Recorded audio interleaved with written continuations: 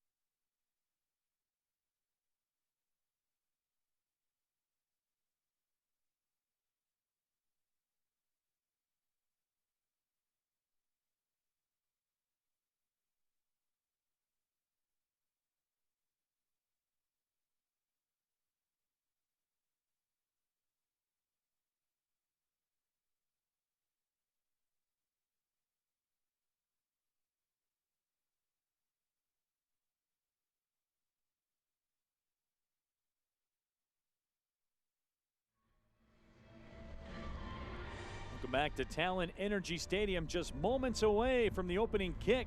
Bethlehem Steel FC and Atlanta United 2 USL Championship action. Neil Rule, Devin Kerr back with you. Let's take a look at the starting 11s here tonight. 4 changes for the home side, Devin. Interestingly enough, we're seeing Olivier Bizo back at the right back position. They'd give him the opportunity to move up the field. Now he'll sit alongside Topi, as well as Ben Ufemu, the youngster who's done very well. U.S. Youth International Matt Real back in there. And Up top, you really want to keep an eye on Schneider, Borgelin, and Ferris. There's a relationship to be had with Galena and Ferris. They've done well for themselves. And Shivani Willis has gotten involved as well, but Borgelin gets the opportunity to get the nod up top, has to find a way to be creative in the final third. For Stephen Glass's boys, he's got quite a few changes, but that's nothing new. He deals that on a week-in, week-out basis. Dylan Castanera, fantastic in goal, coming out of his collegiate career. And what can Jack Metcalf do? He's the universal soldier, plays in the middle, the 11, the 7, the right back position. Nice to see him. Jackson Conway gets the start up top. Only one goal in 2019, but has really given himself an opportunity to explore going forward. We are just about ready to go here at Talon Energy Stadium. Bethlehem Steel FC coming in with a 3-4-2 mark.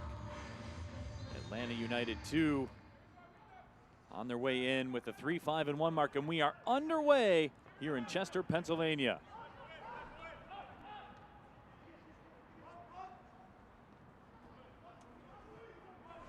Bethlehem Steel FC in the early going, playing one over the touchline. Atlanta United in those road whites. The Steel in those home blues. Ball touched over the line one more time as we get things going. Jack Metcalf initially thought he had himself a throw-in, but walking over Matt Real. Our opening kick weather, 48 degrees and cloudy. Winds out of the east-northeast at 14 miles per hour. As I'm going to call it a spring winter continues its grip on the Midwest and the East Coast. One day it'll be warm though, folks. I promise you, one day. That's politely put. Yeah, well, I promise you, one day. Well, I'm not climbing out on a limb there. I mean, it is science, I guess. At some point it will get warm. Let me just say it like that.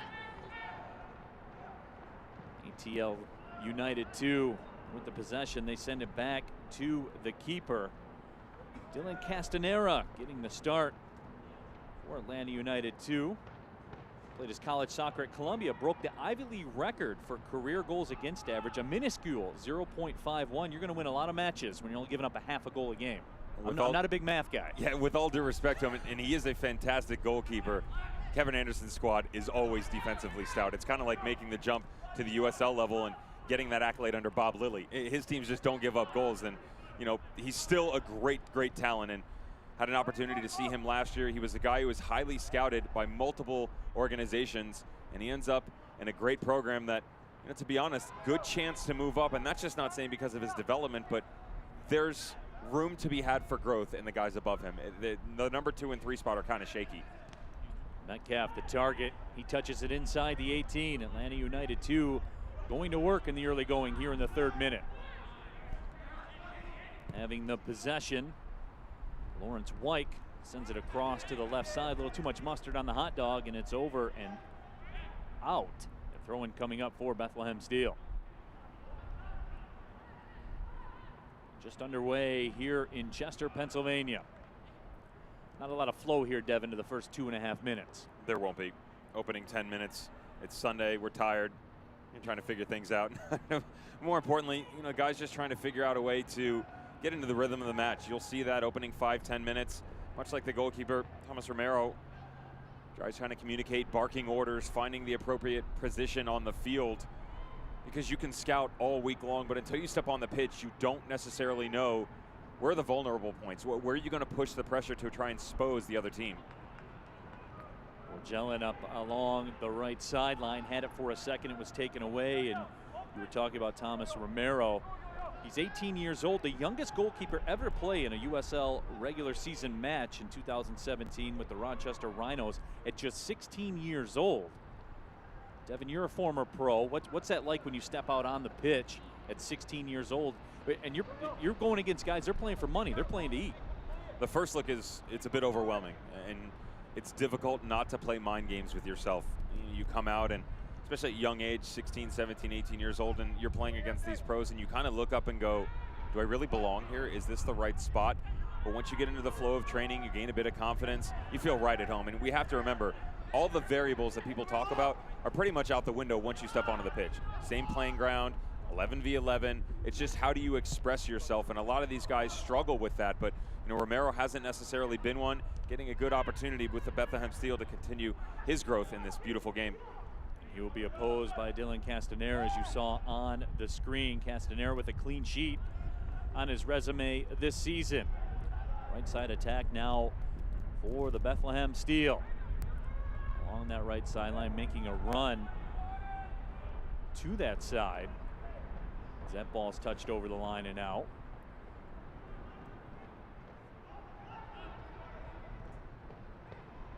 But you saw the target. That was Mishi Galina on that right side run. He will always command a lot of attention, especially after that performance last week that you saw, Devin. 2 goals in 2 minutes.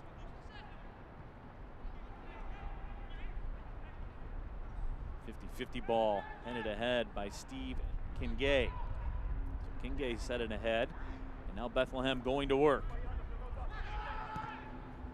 Shivani Willis, very exciting player, the 21-year-old on loan from Portmore United in the Jamaican Premier League. Long ball sent ahead, AU2. Joseph Samuel in the mix. We talked about him in the open. 10 goals and 37 matches played for the Philadelphia Union U18 Academy for Samuel. Now on the left side, 1v1. There's a shot that will go over top of the frame. So the first shot of the match comes up empty. Luis Fernando let it go. He's a pro's pro. 78 matches played for Richmond in the last 3 seasons. He's fun to watch too. So technical on the ball. You get a good look at it here. Quick little step over, trying to go far post to pick out Jackson Conway. Not the best delivery, and you'll notice a lot of wandering for both of these squads. That's not necessarily a bad thing. They just possess so much ability in the offensive third, but you don't want them to get away from their bread and butter. It's good to let these guys expose themselves a bit and go have some fun, but you also have to keep a close grip because they're so young. You don't want them to hit the next level and just start to wander. Here's Ferris on the left side, will win himself a corner. Ferris very dangerous. He played for the Cameroon U20 national team back in May. He also had a goal against Loudoun last week. And you saw what Bethlehem is capable of offensively in that matchup. Unfortunately, Devin, we also saw what the run of form has been like lately defensively as well. You'll get that from a lot of youngsters where going forward it's just not necessarily a cohesive unit. You'll get 3-4 players stepping together and it'll leave gaps here and there, so when you're tracking back, leaves you extremely exposed on the counter-attacking side of things. I love the way you put that too when we talked pre-match, where you said when you're a youngster, you come in, your focus is on, hey, let's get to the goal, let's get to the goal. Part of becoming a professional is that remembering what you're leaving behind.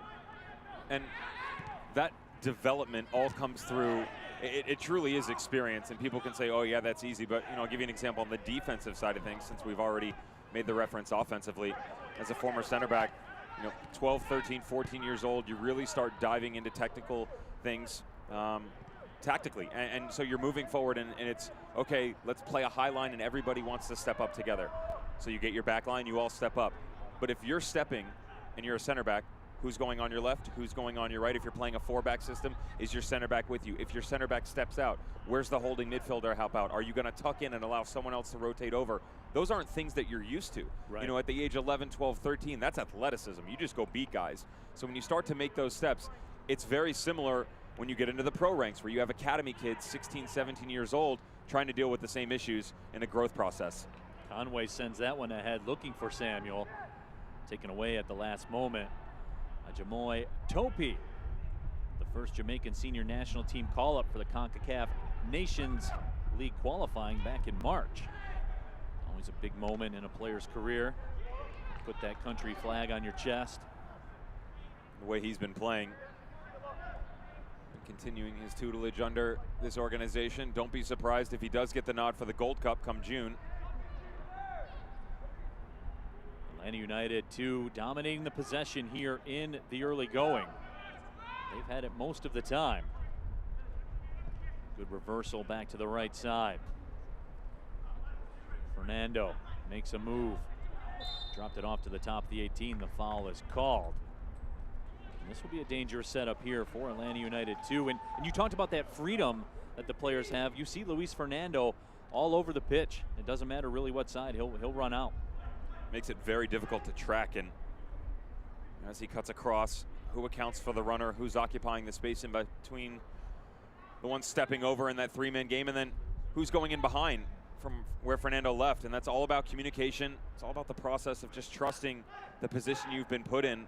A lot of this is plug and play. You have to account for someone to be there based upon what you've learned in your training sessions. It's not always going to be the same 11 every week.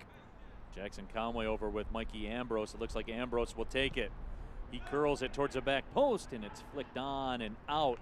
But a corner surrendered by the Bethlehem Steel FC.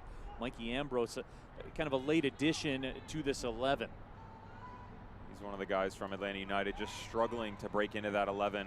And even the 18, to be honest, for Frank de Boer's squad. And they were able to take on Orlando City today. Last we checked, they had a 1-0 lead going in about the 75th minute. See how that turned out around halftime. Here comes a corner for Atlanta United 2, flicked on into the back of the net. It's a goal for Atlanta United 2. Lawrence White, perfect execution.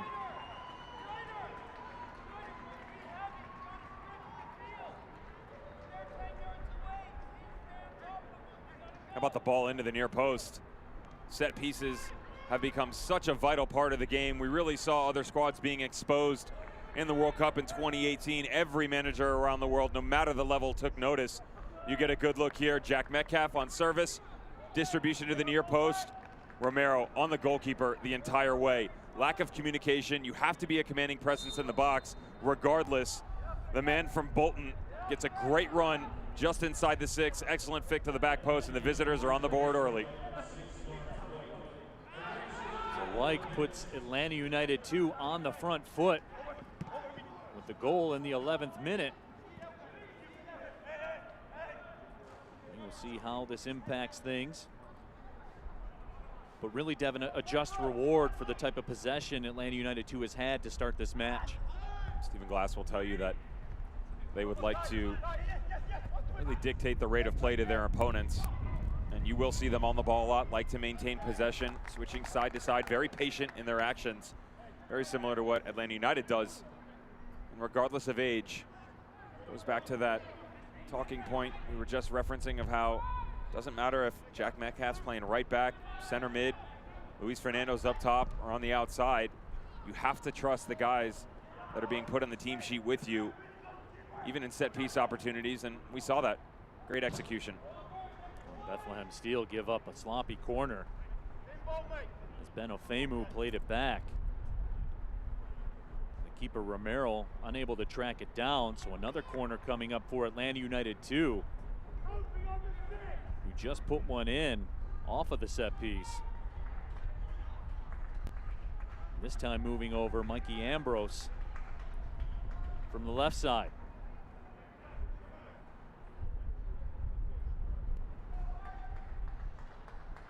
Ambrose lines it up,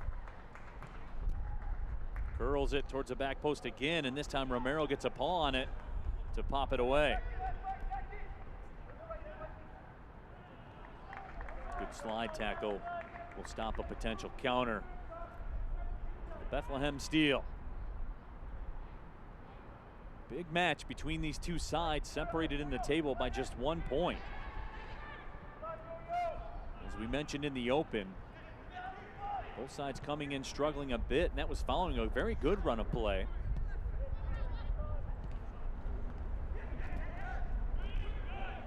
There's a takeaway by Samuel. Samuel threads the needle up ahead. Shot, save is made.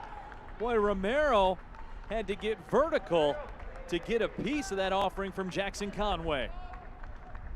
Brendan Burke's boys struggling right now with all of the overlapping runs from ATL UTD2. Jackson Conway, a guy we said hasn't found the back of the net a lot yet. However, he is so dangerous for this team. Gives you that ability to stretch the back line, but very technical on the ball as well. Thomas Romero showing that even after the goal, he hasn't been rattled. 2 great saves so far. Corner sent in. This time Fernando was the target, unable to climb the ladder to flick it on. But a throw-in will be coming as Ambrose moves over. And there's a look at Stephen Glass. In his first season was the head coach of the Atlanta United Academy U17 team. Had an outstanding professional career in the EPL with Newcastle United, 7 goals on his resume. Made 380 professional league appearances. Is that a good career? I'm asking for a friend. That's not bad, is it? I mean, it's got me beat. Pass chipped up, was deflected away. But here comes some beautiful buildup again. That shot is blocked. And another corner coming up. Atlanta United 2, though, Devin, buzzing right now. Bethlehem Steel are all out of sorts. Just a good look at Chambo. Shivani Willis tracking back in. And the big sir, Jamoy Topi. And no disrespect to ATL UTD2, they're playing very well, but they're not doing anything groundbreaking, to be honest. I mean, the boys in blue are just struggling with the visiting squad so far. Mikey Ambrose gets another opportunity to whip one in. Ambrose curls it up ahead. This one headed away temporarily. Asiadu gives it a go. There is Anderson Asiadu. Played his college soccer at UCLA, was a 2-time All Pac-12 performer. 2 assists this season.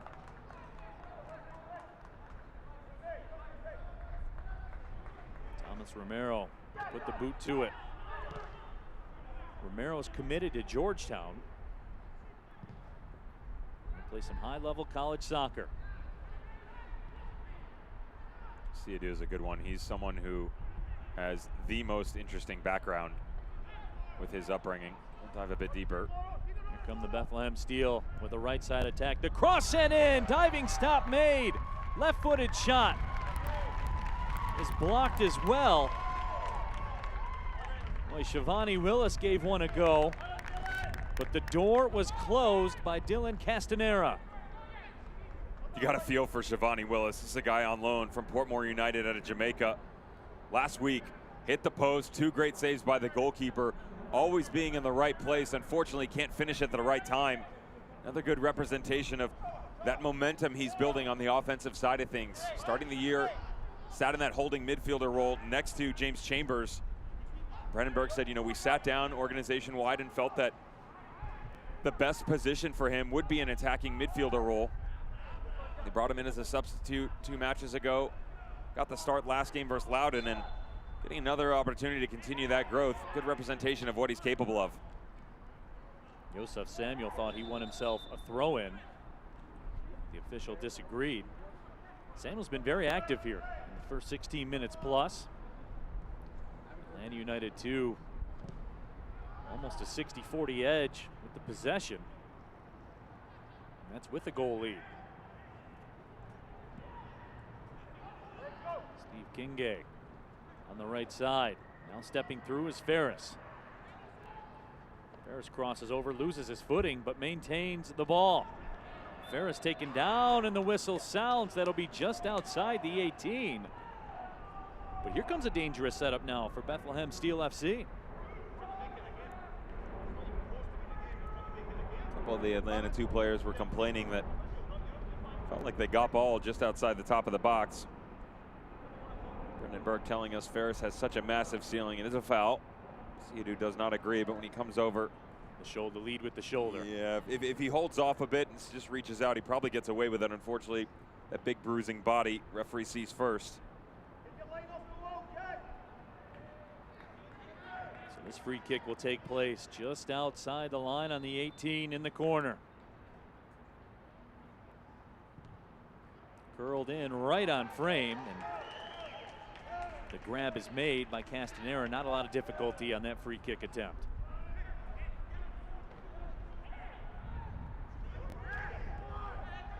Lawrence White, the goal scorer, will touch it ahead. 19th minute. My name is Neil Rule. Devin Kerr, former professional footballer, my broadcast partner. Happy to have you with us on ESPN+.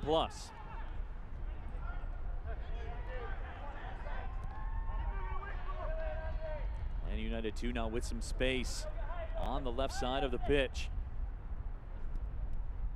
As they matriculated up that left side. Stepping through some contact. Official says play on. Fernando sends it back.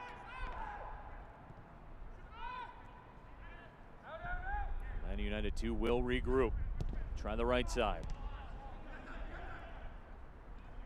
Jack Metcalf sends it back. Kissadu White to the middle. Ruthven. Hernandez. Fernando playing a two-man game. Lots of passes here, Devin, but not a lot of movement.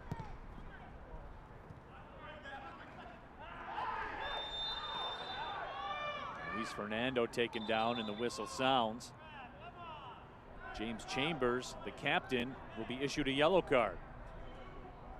Chambo doesn't agree with the referee's decision, felt I got all ball, but the Irishman pretty much always feels that way, whether he wins it or not. He's never one to necessarily back up, loves to voice his opinion, letting the referee know that 20 minutes in, felt like maybe he had not overstepped his boundaries. Get a better look at just coming in. That's a good tackle. He's right. It shouldn't be a card. Does very well. Problem is he leads with his studs. That's probably what the linesman saw and got involved as well, influenced the referee's decision. Tough break for him too because the heel made contact with the ball as opposed to the front of the foot. Served in, coming off the line, making the catch, Romero. And we see that a lot, right, where if it looks awkward, 9 times out of 10, you're going to get the whistle against you. Yeah, it's very difficult. And from the angle the referee has as well, our head ref, you know, Laurent Vargas just kind of, he's seeing the late trailing body and he's seeing the tackle. It's really hard for him to see where exactly the touch on the ball comes from. Another throw-in coming up for the steal. Quick toss in towards Ferris. Ferris to the middle. Top of the D, left foot shot on frame. And that was gobbled up by Castanera. But James Chambers bouncing back, giving one a run. James Chambers, the 32-year-old, has been a captain of every level. The Irish youth national system. Played against Juventus in Europa League during his time in Ireland as well. And a pair of assists against Swope Park. Some pressure on White, and he will turn with it.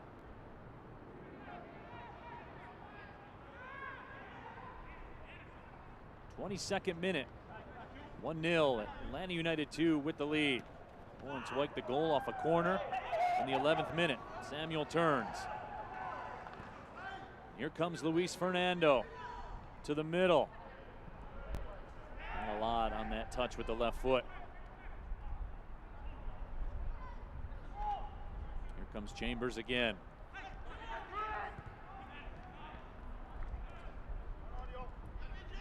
Magellan's pass can't find its mark.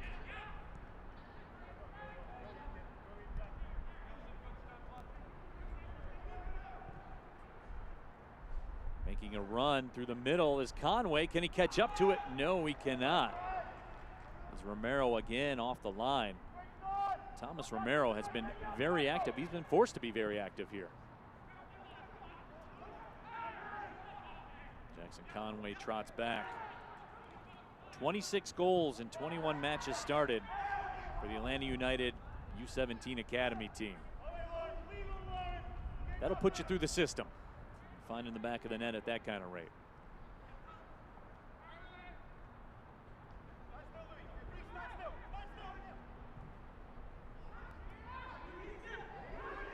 White in the corner. They'll play it back to the keeper, Castanera.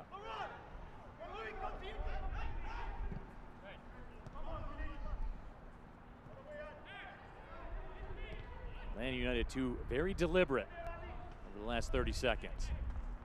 Now they will try the left side.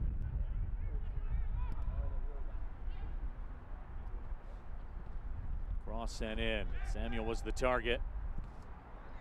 Never found its mark.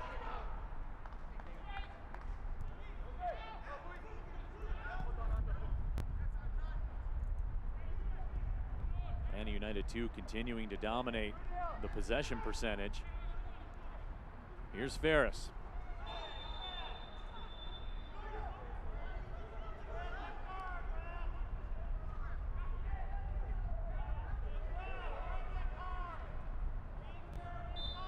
Luis Fernando having that right knee of his. Not a good look that Stephen Glass is going to want to see, as he's been very active beginning of this first half. Trying to walk it off here and get back into a rhythm. Folks, we apologize for those technical difficulties here on ESPN Plus. We are working through them. Get you back rolling. Atlanta United 2 with a 1-0 lead. Lawrence White, the goal off the corner in the 11th minute. That is where we stand.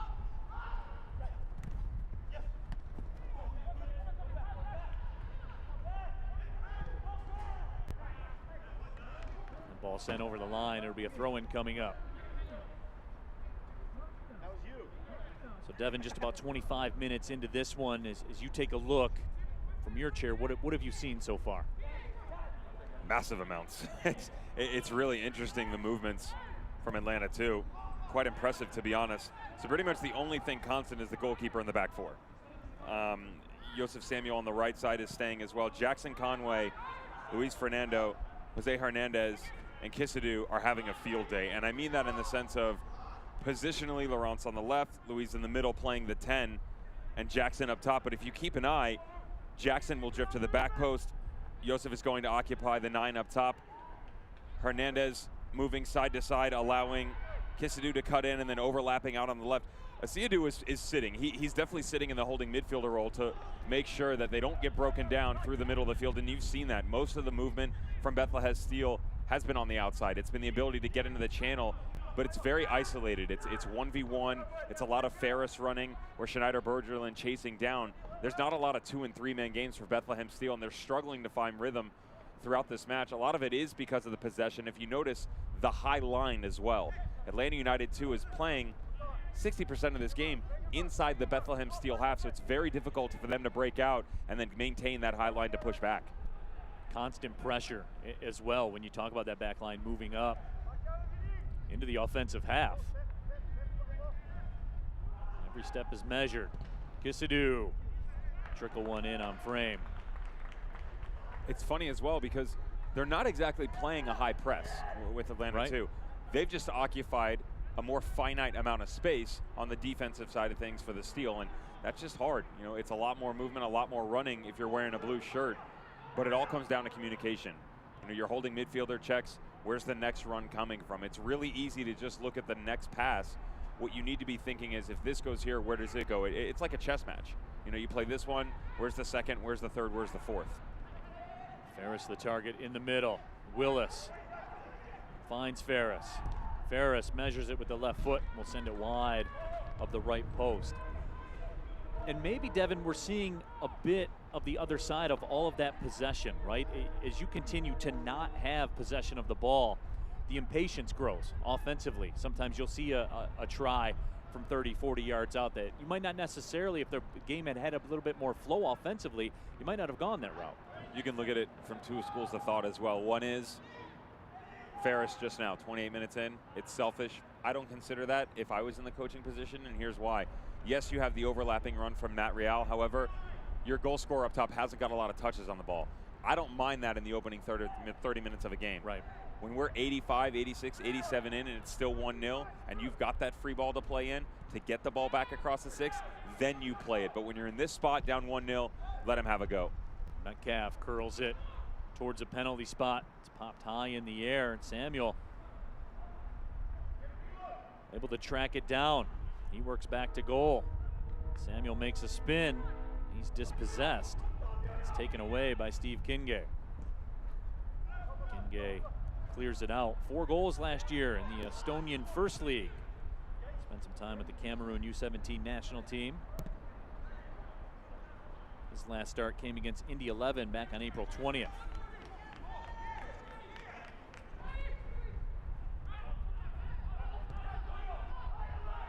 Real plays it back.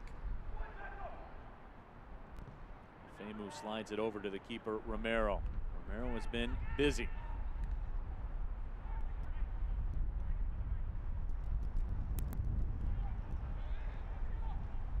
And again, not in the sense that there's been a high volume of shots, just in the sense that he's had to be ready at a moment's notice, because Atlanta United 2 has spent basically the entire game in the Bethlehem Steel half. Some poor decision making as well coming out of the back. Distribution has not been the best for Bethlehem Steel so far, and there's a good look at it in the final third. Can't get on the same page. Galena and Ferris trying to re-spark that partnership that's been up top for a while. This time Galena moves back into the midfield. Nifty through ball up ahead, but Ferris has it taken away, and you see some frustration on the face of Ferris. We're in the 30th minute.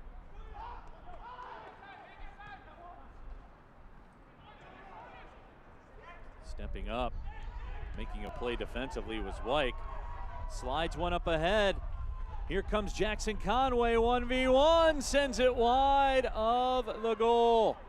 And he pulls his jersey over his head. He let one get away, and he knows it. Jackson Conway tries to get tricky on the near post. Based upon the run that you have, this does not look like the right decision. Romero has the angle closed down. You've got the run by Luis Fernando in the middle of the field. That's very, very difficult to execute. You're going at a high pace. You're moving to your right a little bit. The goalkeeper's coming out, closing down the amount of space available to you to make that decision. Could have just cut it right back across. And to be fair, you did have two trailing runs as well by the back line of Bethlehem Steel. Again, it all goes back to where's the confidence at? Jackson Conway, only the one goal on the year, so still trying to build on that through 8 appearances. And again, 30 minutes in, not the worst look. However, would have been nice to pad that 1-0 lead. Long pass sent ahead to the left side, Kisadou. He has it taken away by Bizo. Orgelin tried to step through with it. The throw-in awarded to Bethlehem Steel. We're about a third of the way through this one. 1-0, Atlanta United 2 with the lead. Lawrence Wyke, the goal in the 11th minute off the corner. My name is Neil Rule. Devin Kerr, my broadcast partner. Happy to have you with us on ESPN Plus, wherever you're watching around the world. Whether you're Roku, Apple TV, Fire Stick, computer screen, television screen, however you're doing it, we're happy you are. Don't forget, you can follow along on social media. Follow USL Championship at USL Championship. Send out a tweet with the hashtag you see in the upper left-hand corner of your screen. Let us know your thoughts.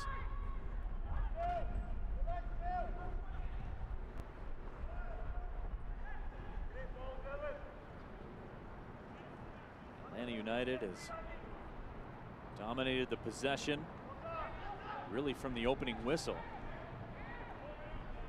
Bethlehem Steel have tried to pop a couple of counters. I think you made a very good point when you talked about the decision making in terms of the distribution to get the attack rolling.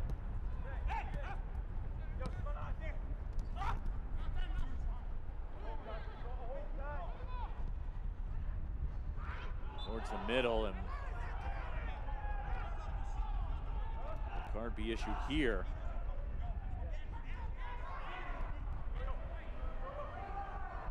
Nicky Ambrose with some contact. Galena certainly did not reap the benefits there. Real swings it, forces a play from the keeper. Another cross sent in. This one will not find its mark. Joseph Samuel will outlet, and Samuel's taken down, and this could be a card as well. Let's see.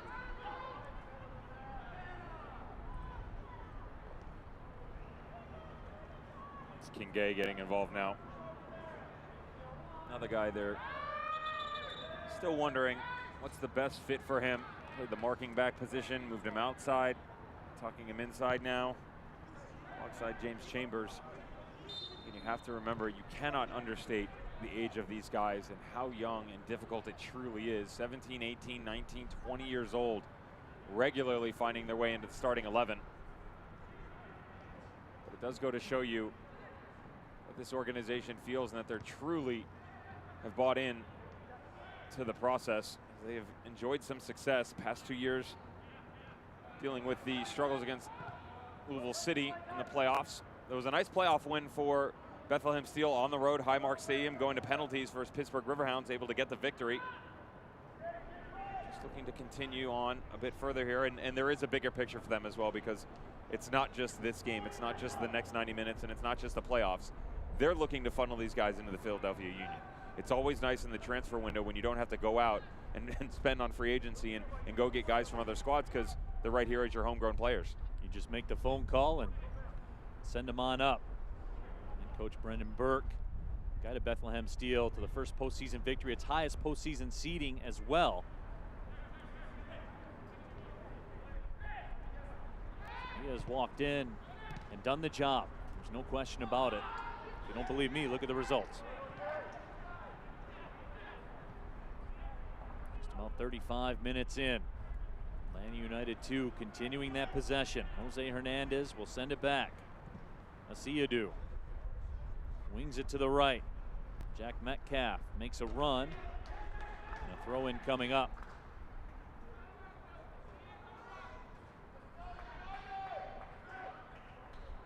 Metcalf, a third-team All-ACC performer at Clemson. 3 matches played for Bangor City in the Welsh Premier League in 2017. Here's Samuel. Goes back to Metcalf. Fernando.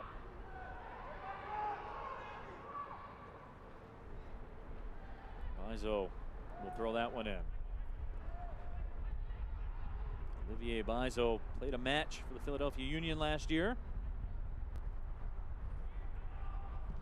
Speaks to the fluidity Devin Kerr was talking about between the two organizations. 6 shots for Atlanta United 2. 4 for Bethlehem Steel. Official says play on. Samuel hit the turf. Bethlehem Steel looking to counter, but one more time it's poked away. Kisadu now on the left side one more time. Still with it. Fernando looking for Kisadu. Just out of the reach of Laurent Kisadu. Well done by Topi as well to use that big frame of his. Jamaican understanding the cheeky little ball over the top was coming. Good vision by Atlanta too. However, better understanding of the positioning that was at bay for the back line of Bethlehem Steel. Still, they struggle to play out of the back. A lot of unforced errors for Brendan Burke's boys. That's something he says they didn't feel outside of the Indy game. They hadn't necessarily gone and gotten beaten. They just done a lot of damage to themselves. You're kind of seeing that this afternoon as well. Here comes Atlanta United 2 with some space on the left side one more time. Kisadu drops it off. Steps over, a left foot shot over top of the crossbar. Luis Fernando made a bid.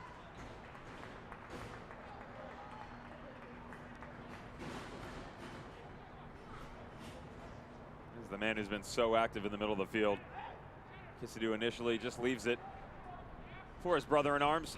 Nice little step over, rotate in behind, grabs the deflection. Had that upper corner picked out. This is the side Atlanta United 2 scored from off the corner about 20 minutes ago off the volley. Struck over top by Anderson Asiadu. He's watching too much FIFA. I should say playing too much FIFA. This has got highlight reel written all over it, unfortunately. Won't even sniff the evening news. Is that your move, Devin? You big Y button basher on there? I got to tell you, up until 2 weeks ago with one of the announcers that we all have the, I guess we can call it pleasure, of doing a game with Tyler Terrence, I hadn't touched a remote control for a video game in almost a decade. Which is not. I watch my kids play it. My son's really likes FIFA. There you go. I mean, I love it. It's just, yeah. I mean, I barely have enough time to shower, yet alone play video games. That's what I'm saying. So I'm going to bathe instead of be brave and challenge my friends at FIFA. Here comes Bethlehem Steel. Left foot shot bounces in and going down to the turf and making the grab one more time. It's Castanera, but Ferris one more time.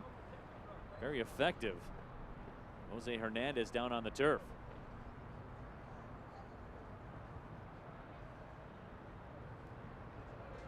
He looks to be shaken up a good deal. Ferris on this turn just before the shot came across his body and He wasn't trying to be malicious. Unfortunately, just had a flying elbow, and that's what Jet Metcalf is kind of saying, because they got called on one earlier this game. The referee immediately went over and reprimanded the Steel players, and they don't necessarily get the favor he played. He turns right there. Right arm just pushing back up, trying to fend him off, shielding well. Unfortunately, arm reaches out, and referee gets this wrong. This is a foul. This is wrong on Ferris. His arm is overextended too high. Should be going the other direction.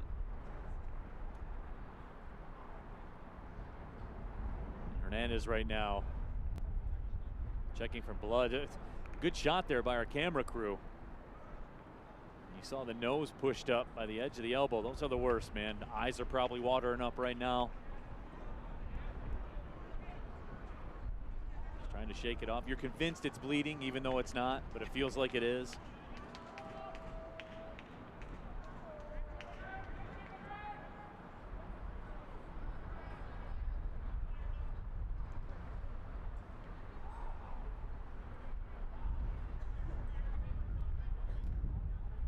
First minute, 1-0, Atlanta United 2 with the lead.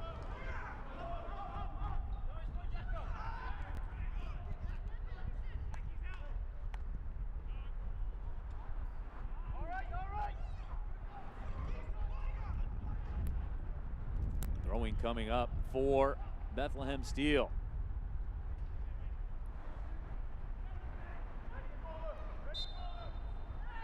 A lot of physicality going on right at the midfield stripe, and here we go. Some extracurriculars. Paizo better be careful there. He's trying to go through the official. That's never good for business.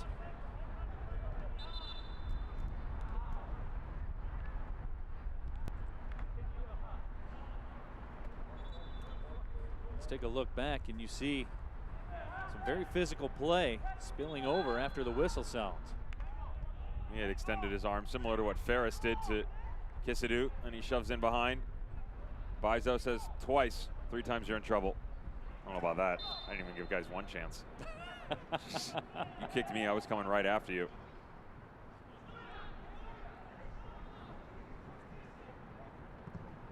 So here comes a restart for Atlanta United 2.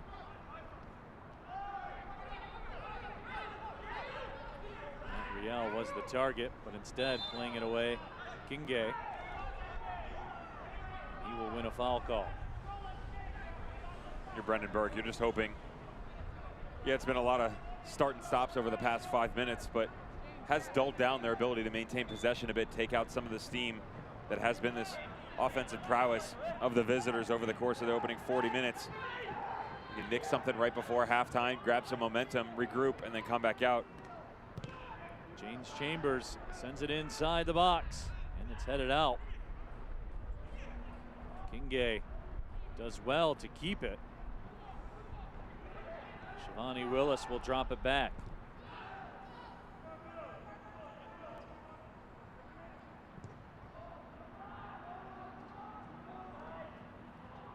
The field has flipped just a little bit here over the course of the last 3 or 4 minutes. However, the flag is up.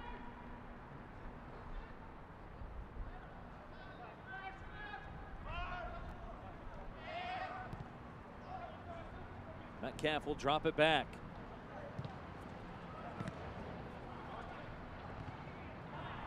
Luis Fernando a little too heavy, but able to rescue things. And now there's some space on the left side again. We've seen this a couple of times here so far tonight. Cross sent ahead. Jackson Conway the target. It's played away.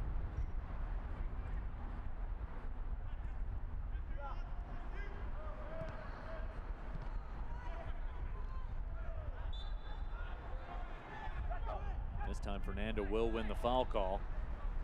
Luis Fernando had a goal against Tampa Bay back on April 24th.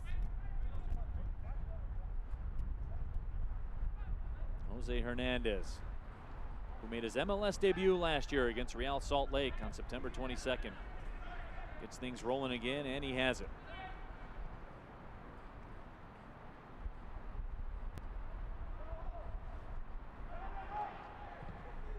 Paizo able to take that one Bethlehem Steel hit with the handball, I believe. 45th minute, 1-0 the score. My name is Neil Rule, former professional player Devin Kerr with me. Happy to have you along for the ride.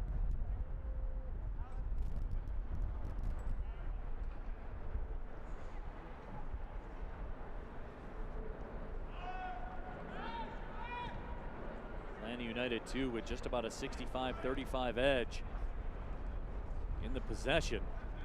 They scored back in the 11th minute. They've been able to make it hold. Kissadou mixing it up. The whistle sounds. Kinge, I believe, the guilty party. Quick restart by Kissadou. I'm always a fan of the quick restart. Same, catches teams off guard. Right. You can establish possession a bit faster, and yeah, there's times for it where you can step off, but pretty much just put it down and go. Speaking of going, that ball touched ahead and it just popped over the head of Galena. Morgulin at it for a second. We are in stoppage time. There'll be 1 minute of stoppage time. Wide to the right. Bethlehem Steel now with some space to operate. 1v1 once again. Dispossessed. Atlanta United 2 has been very solid defensively in the 1v1 battles.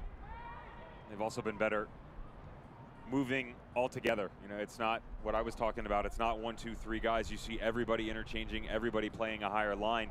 This is what they did at the beginning of the season. Opening 6 matches, they were able to grab points in 5 of them. And that's exactly why. They stay together, they trust the process, and they've been able to replicate that so far tonight.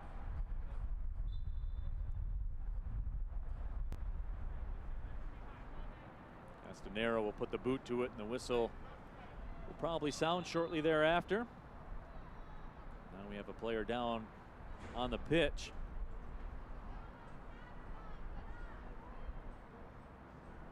James Chambers steps over.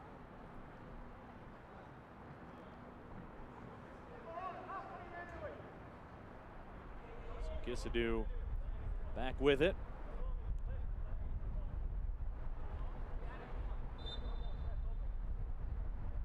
And here we go.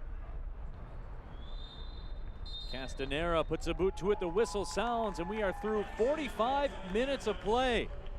Atlanta United 2 with a goal in the 11th minute by that man, Lawrence Wyke, off the corner piece.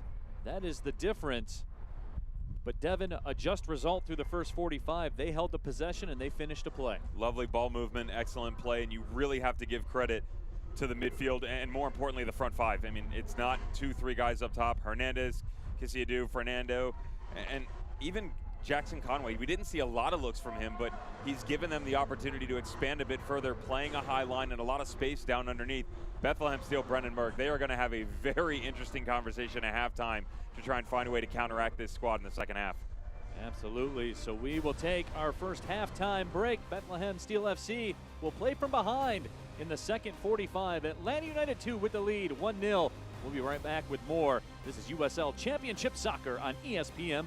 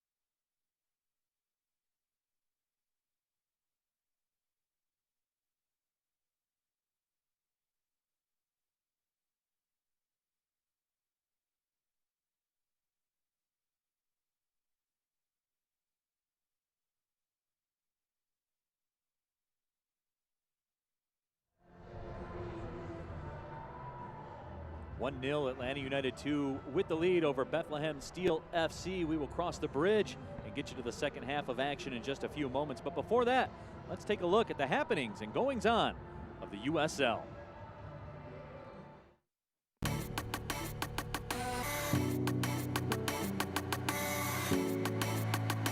Man, I'm going to tell you, I think it's freaking awesome. For lack of a better word, it's awesome.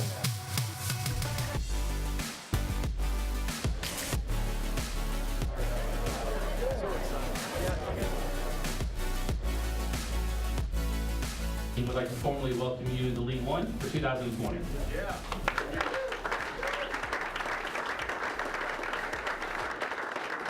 We are proud to be the stewards and caretakers of the world's game and the Big O for all the fans. And it starts today, right now. We, together, collaboratively, can make such a huge positive impact on the community. Together. You know, you close most deals and you sit at your desk or maybe have a closing dinner. I get to celebrate with 200 people with cheers, so it's awesome.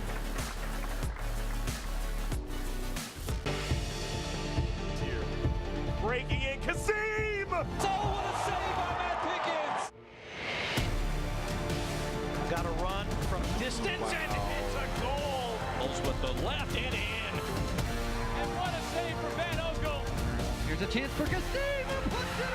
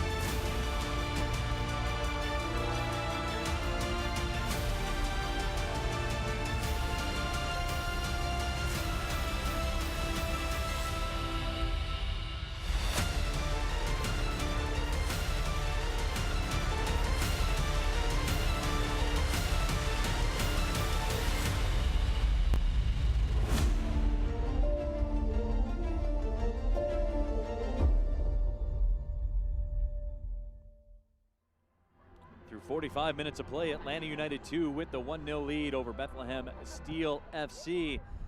Let's check out those news and notes around the USL. Get you caught up with the scores and the schedules and everything that's going on. First off, the news and notes. Coach of the month, player of the month, game of the week, all announced. Mr. Devin Kerr. Rowdies, good job midweek. Loved what they were able to do on the road against Nashville SC. Gary Smith, however, went out, got a big name. Derek Jones, actually from the Philadelphia Union, brought him in to solidify their midfield, and they put a hurting on Swope Park Rangers last night. 5 goals in the back of the net. Kev Frater has been the comeback story of the season so far. What's a storied job in 2017 under Trichu in Colorado Springs. 2018, not the same for Phoenix Rising. 2019 looks nice, though. He and Santi Mora have done something special out west so far. Don't forget to check out the game of the week on ESPN News Wednesday, May 22nd, Birmingham and Nashville, live on ESPN News. Let's check your scoreboard from Saturday, and I know that Reno-Sacramento match caught your eye there, Devin. Simon Elliott's boys got a problem. They need to get into the shop, oil change, brakes, something. They got to figure it out. Mitchell Tainer might have scored the goal of the week. Center back, half volley coming out of the back. It was beautiful. Unfortunately for him, Corey Herzog got a brace. Ryan Brown, the Jamaican, who could also be involved in Gold Cup, he got a goal. And Raul Mendiola coming over from the Las Vegas Lights in what turned out to be a 4-1 drubbing at Papa Murphy's Park. That is a fortress, difficult place to play. Unfortunately, the Quails just couldn't get it going. Let's check out what's coming up next Saturday. What's the match that jumps out to you? There's a bunch. Yeah, Jim McGinnis's boys, Charlotte Independence, they're struggling to find their identity. Steve Trichu, we saw them last night versus Las Vegas Lights. They've struggled. New Mexico United flying high, so they're going to go into Widener Field, but at 6,600 feet above sea level, the highest in professional sports, what can you do? The big one is the Rowdies and Red Bull 2. High-powered offense against the best defense at this point in time in the Eastern Conference. What can John Wolinek's boys do on the road? They've always struggled on the road, but this year, 6-1-1 overall record, got 2 wins on the road. So they're doing something right. It'll be a battle of styles, no question about that. Second 45 minutes coming up. Atlanta United 2 with the 1-0 lead on the road over Bethlehem Steel FC. We'll be right back with the second half of play. This is USL Championship Soccer on ESPN+.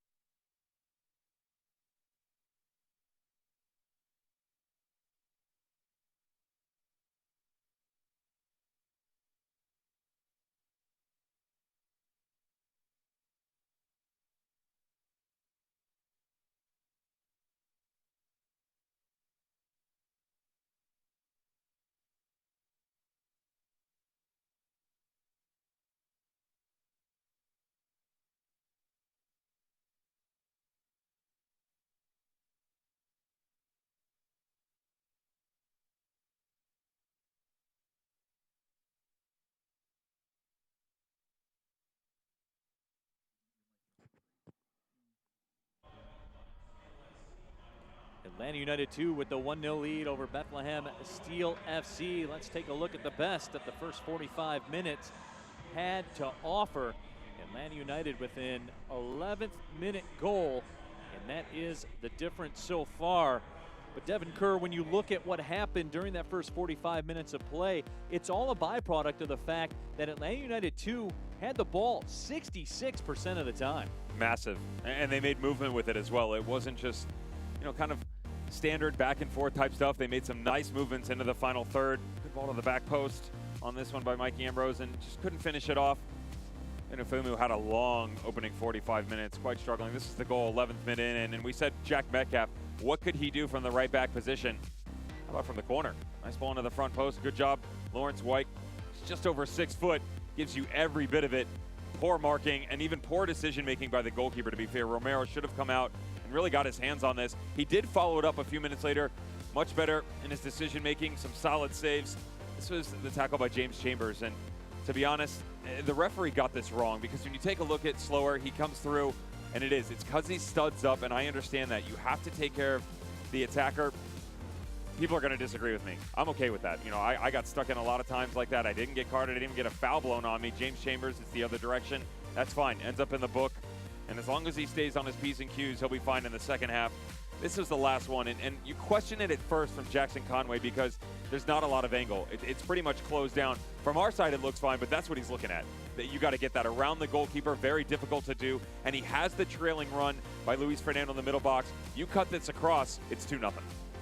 Write that one down and remember it as we watch the second half and see how things shake out. As you talked about, no room for error for Conway. But let's take a look at the numbers from the first half of play. That possession number just jumps off the screen at you. Atlanta United, 66% on the possession side. And look, I've always said I'm not a math guy, but when you hold it for 2 minutes out of every 3, you have a lot of chances for success. And again, it's more important because they're going forward. It's not always a side-to-side. There are plenty of squads and managers who will tell you, we'll sit, you can have it all day, because when you make that mess up, we're going to go the other way. And we don't care if we get 20, 30%, because we're going to make ours a bit more meaningful. The conversion rate for me is what stands out. Yes, 8 shots, but 3 on target, 1 hit the back of the net. You're bumping along at a clip of 33%. This is a team coming in that was hovering around 12 at the bottom half of the league. So, you know, what are you able to do once you get into the final third? They've shown that they've been able to be much more efficient on the ball. More importantly, they're 3-1-1 when scoring first. So get out, stay out there. They've been able to do that so far. Only that one loss. Unfortunately, Bethlehem Steel, they've had a bit more of a struggle. 1-4-2 in those situations. They don't score often. They don't score early, at least recently. And you take a look at their upcoming opponents, Ottawa, Lou City, Red Bull 2, Nashville, St. Louis. That is the relatives who's who of the Eastern Conference right now. And you're going to have to do that mostly at home, which is nice. But that away at Red Bull 2, what is it going to bring? Got to find a way to get some momentum here in the second half, especially if you could do it in the form of 3 points. No question about that for Atlanta United 2. And what they have coming up, they will be at Swope Park Rangers. Actually, a string of 3 in a row on the road. When you count today, they'll be at Charleston as well. But a very tough stretch coming up for Atlanta United 2. We talked about the fact just 1 goal in their last 3 matches. It took them 11 minutes to get a goal here tonight. They'll have to continue that as they continue play on the road. See the process out. 45 minutes up 1-0 on the road. Just go get the job done.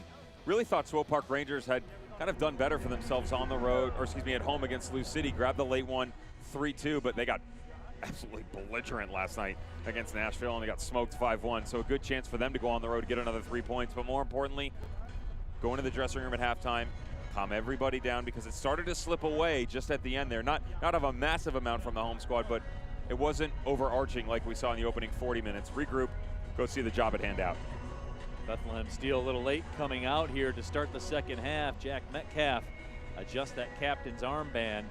And when you have 80-plus matches played in USL Championship soccer, they're going to look to you to wear that captain's armband. This is a guy that's seen everything that this level of play has had to offer. From a mentor's role, quite similar to James Chambers from the Bethlehem Steel. Jack Metcalf, one of the guys coming over from across the pond as well. A Liverpool boy, probably won't be happy with the fact that his Reds couldn't see it out today. I know I wasn't. Did a good performance.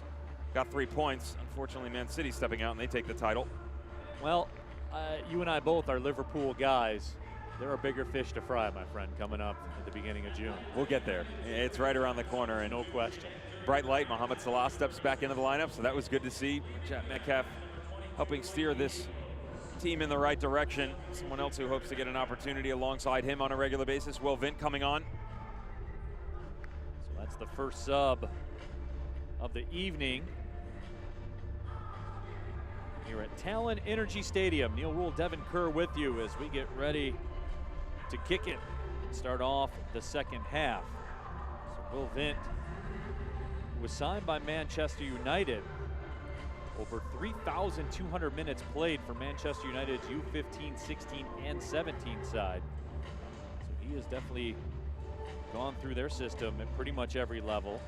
82% pass completion rate as well. So he'll only aid in terms of the possession for Atlanta United too. Guy that ran into visa issues, which is why he's back here in the States. But if you're going to be with the team in the States, why not Atlanta United too? So still a good opportunity for him to gain experience here.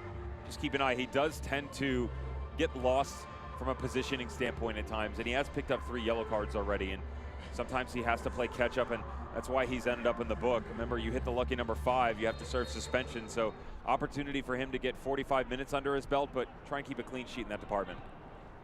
Second 45 underway here at Talon Energy Stadium in Chester, Pennsylvania. Opening kick temperature was about 48 degrees. Bethlehem Steel, Atlanta United 2. As Kissadou lost that one, everybody was standing around expecting a whistle, but the whistle never came. I would imagine with Will Vint coming on, he'll step in with Kissadou in the middle and expect Jose Hernandez to go to his original left back position.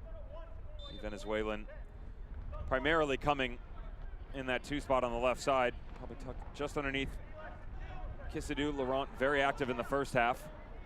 I was really impressed with all of the movement we saw to the midfield, to be honest. Made it very difficult on a regular basis for Brendan Burke's boys to really track everybody. Communication is key, but have to stay with your morals as well, and they just kind of got away from everything in the first half. Topi wings it out to the left side. Topi had an assist last week against Loudoun. Loudon continue their goal scoring ways. They put up 3 this weekend. Cross sent into the box. Touched away, running up, right foot blast is wide of the goal. Boy, Kinge wanted a deflection, but looks like he won't get it. Let's see. Rule number 1, do not play it down the middle. I repeat, do not put this ball back into the mixer at the top of the 18. Lawrence Mike did very well in the first half with his goal, but as a center back, you can't gift opportunities to the opposition. That's the case. That ball comes across, you have to put it over the end line, or with the positioning that he had, just stick it right back where it came from. You put it down the middle and they get a good opportunity. It doesn't matter the sport. When you're a defender, Yeah. the middle is bad. Very, the middle very is not much your so. friend. No. No question about it. Of course, you're speaking from experience there. You know that was your position. Throw-in coming up for Atlanta United 2. But that is, no matter if it's football, if you're a quarterback, do not throw that ball across the middle of the field. Center back in soccer, same deal. Sideline's friend. 48th minute. Whistle sounds as Joseph Samuel taken down. It's quite difficult mentally to comprehend that as well when you're playing, because if you're a center back and that ball's getting whipped in, you're thinking, if I play it right back where I'm supposed to, because your form tells you away from the run of play, but also away from opposition. So I'm basically knocking right back where it came from, back out to the 7 on the side. Okay, but why not put it where there's space in the middle away from everybody? That's exactly why, because someone can step right in, occupy it, and it's really easy to take a touch and go. Because it only looks like there's nobody there. Exactly. That ball headed up towards the 6 by Kissadoo. Thomas Romero off the line to grab it, but a turnover. Oh boy, and sitting right there at the top of the 18 was Conway. Just couldn't catch up to it.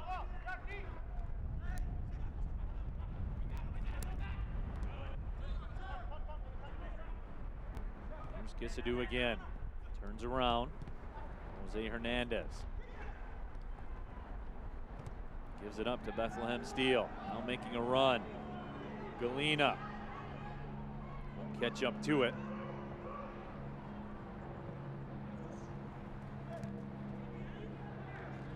Ball sent over the touchline. Lizo tosses it in. Now through the middle. Samuel making a run.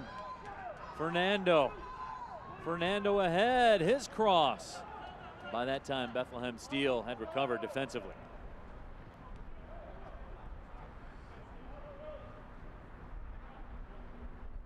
Two-man game with Samuel and Fernando.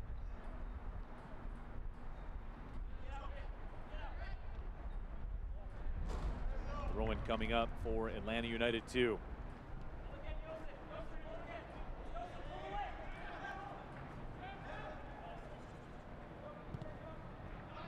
Ruthven will send it wide. The Conference USA Newcomer of the Year in 2007 with the University of South Carolina. Played 5 matches for the New York Red Bulls in 2012. Now here's Paris making his move. Some contact. Official says play on.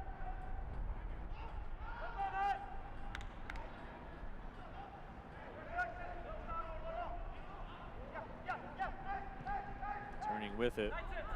Femu, a native of West Bloomfield, Michigan.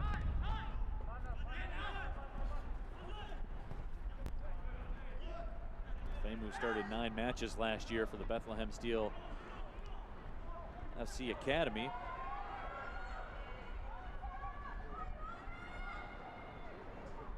That ball taken away by Chambers. Chambers had it taken away. Now along that left line is Ferris, turning with it. Bethlehem Steel FC now with a bit of the possession. Actually scored in his debut. Scored. Nice little getting the victory as well. Of course, that was at Goodman when they were playing over at Lehigh. Not the case now.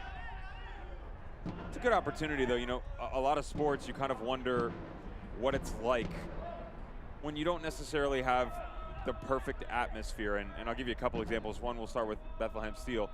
I promise you, most of these players are probably much happier here because they get an idea of where they can play if they make the next step. Talent Energy, home of Philadelphia Union. Great opportunity to come in, and yes, there may be not as many seats have been saddened, and that's okay though.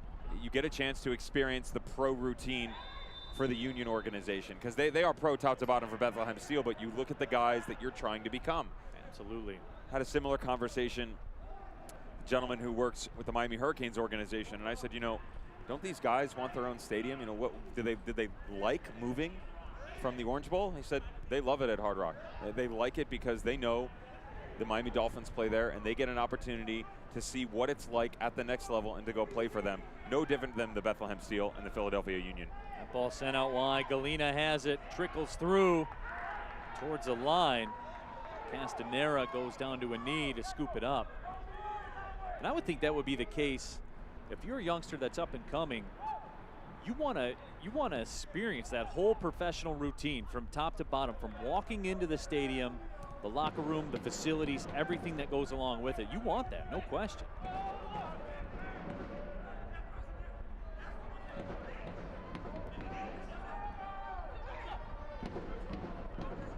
Galena up ahead.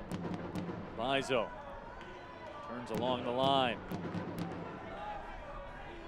There's a look at the city of brotherly love. Chilly gray day along the East Coast. Game time temperature was 48 degrees. The feels like 42. Here comes Fernando. Ball threaded ahead. Samuel, the target. There were folks making a run up the right side as well. Poor decision by Will Vint. Samuel had actually rotated into the 9 when Conway dropped off. But the overlapping on the outside by Jack Metcalf coming doesn't go there. Samuel not on the same page, and there wasn't enough pace from the forward because he was flat-footed. That's not his fault. He had just stopped his run. Will Vint didn't see that, played it in behind, and well collected by the back line of Bethlehem Steel. Ruthven will play it back to the keeper. Tyler Ruthven's father played 14 years in the major leagues. Cross sent ahead. That was measured all the way by Dylan Castanera. Castanera, we talked about him earlier, played his college soccer at Columbia. He led the country in goals against average, 0.29 as a sophomore. You don't see that very often. And I know you spoke about the system earlier, but numbers are numbers, man. As a sophomore, to lead the country is pretty impressive. No matter what, you still have to go out and perform. And the saves still have to be made. This is a guy who had an opportunity before he went to college, and he was trialing over with academies in England. And so it gives you an idea of the talent pool they were dealing with. Here's Fernando inside the 18, sets up Samuel. He's taken down. The official points to the spot, and a penalty awarded. Huge moment in this match.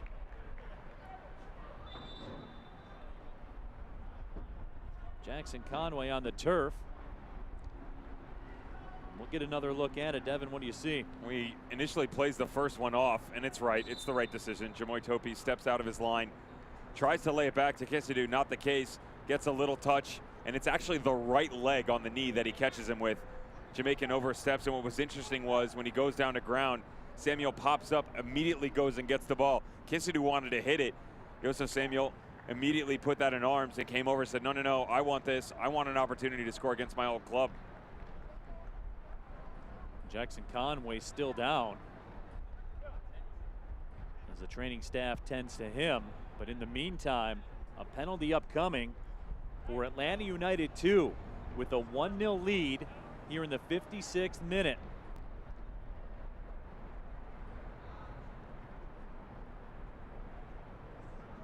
If you're Samuel right now, do you like this delay or not like it?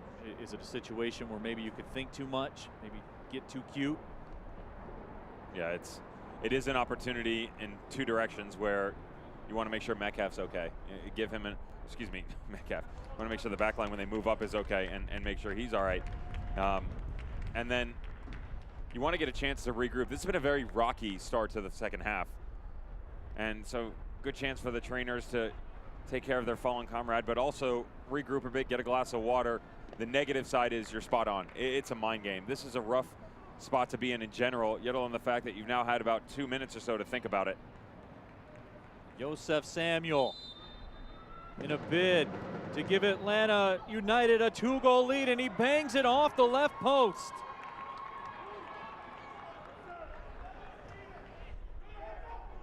He stepped up quickly to it and rattled the left post. Romero very happy. There's a little grin from the goalkeeper, knows he went the wrong direction. But not on paper. It's a stop on paper. Corner curled in, flicked on, was loose inside the 6. Ball sent out wide. Here's Fernando.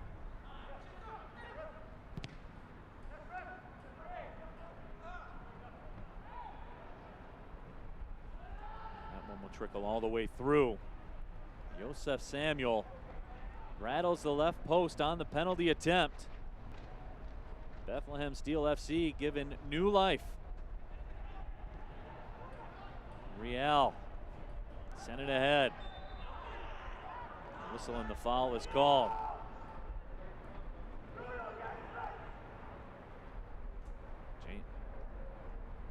Quite unfortunate. It's a good penalty. It truly is.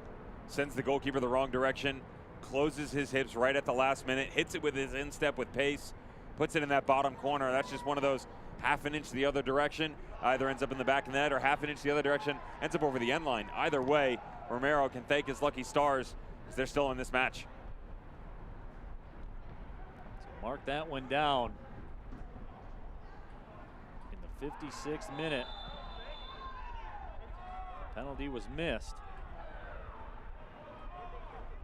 And a yellow card will be issued. Anderson Asiadu hit with the yellow. So Devin, this becomes a big moment in this match now, because you sense the momentum has flipped after that missed penalty. Now a yellow card issued.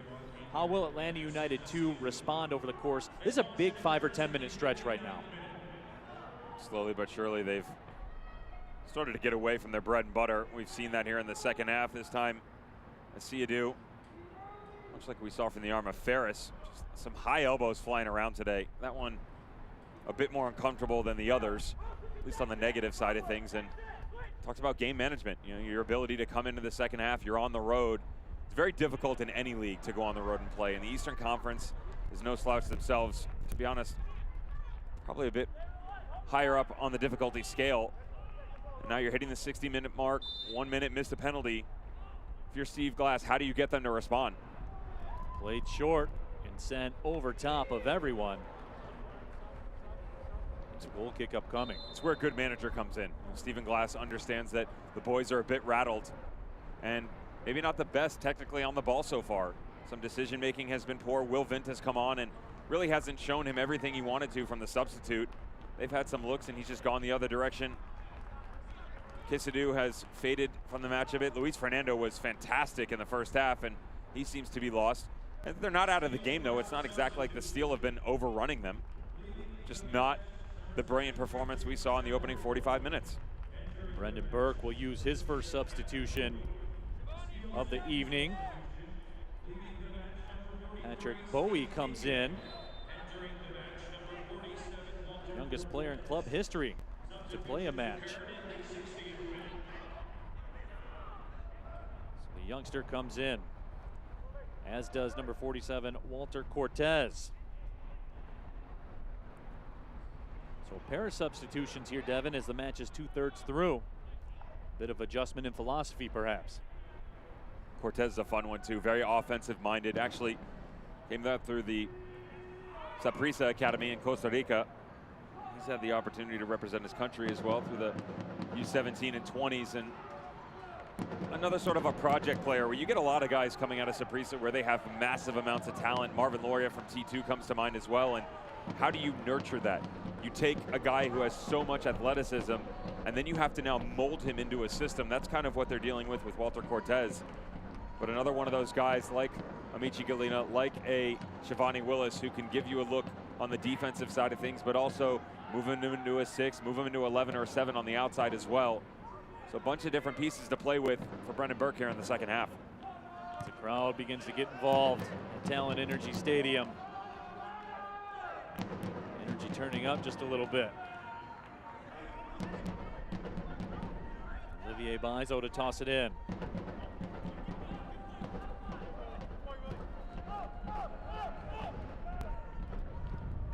Jackson Conway retreats, but instead, ball sent down, the flag is up.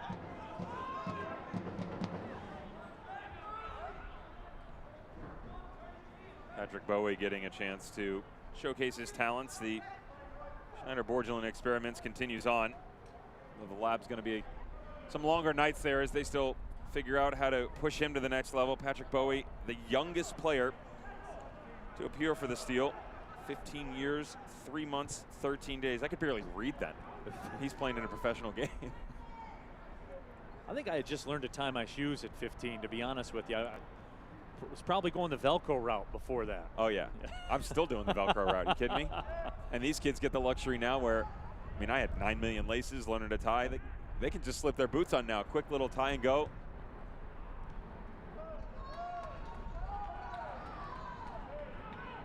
That pass taken away at the last moment. Atlanta United 2 attempting build up for another opportunity. Long ball to Bowie, the youngster. It's amazing. Can't drive. Wouldn't be able to drive himself to the stadium to play in a professional match. That's Uber. He's on a pro contract now. Jump in an Uber, bud. You can pay for it. His updated possession numbers. Atlanta United 2 still at 64%. Much better in the second half, though, from the home squad. That's where the possession comes in, where in the first half, so much movement getting into the final third and good decision making, and it was difficult for Bethlehem Steel to be on the same page with their goalkeeper and the rest of the back line. In the second half here, that decision making has become a bit more poor by Stephen Glass's boys, and you haven't seen as much movement by Fernando or Jackson Conway, really struggling to make an impact. Free kick curled in, and it's in the back of the net. It's a goal for Bethlehem Steel FC.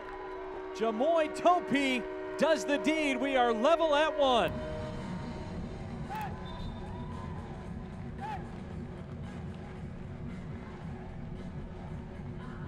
ATL UTD2 in the first half from the corner. How about another version of the set piece? Why not? We said that it has been in the talking point for so many managers. Great ball in. Matt Real, a guy who has been very quiet. That's not the worst thing when you're coming out of your outside back.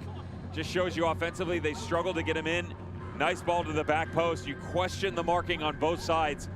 Atlanta United 2 had the opportunity in the first half to expose the boys in blue. This time, Brendan Burke's guys get it right. Both of them on the back post for the Steel. Nice ball in, better finish. You got a game with 25 to go. And of course, Devin, you're just going to go back to the missed penalty by Samuel in the 56th minute. That is something I'm sure we will reference a few more times before the evening is through, but we are level at 1, everything on the line in the 65th minute.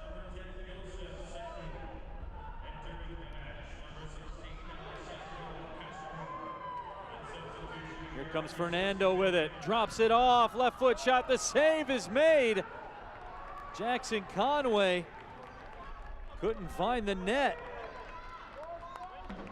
Thomas Romero keeps this match level.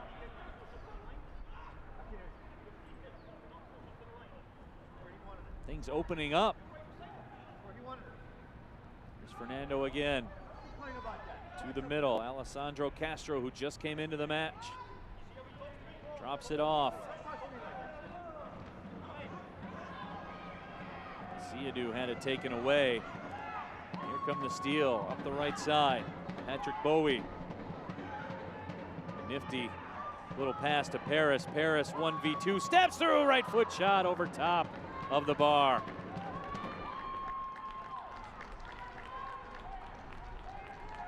Oh, the other side of things, visitors don't put their head down. The lad from Leeds still trying to find a way to hit the back of the net. Only one from Jackson Conway in his 2019 campaign. And then the home squad got into it, going the other direction. You see the ceiling with Ferris as well, very, very high. But also, Brendan Burke says question his decision-making at times when the top of the box comes around. Kisadoo drops it off to Castro.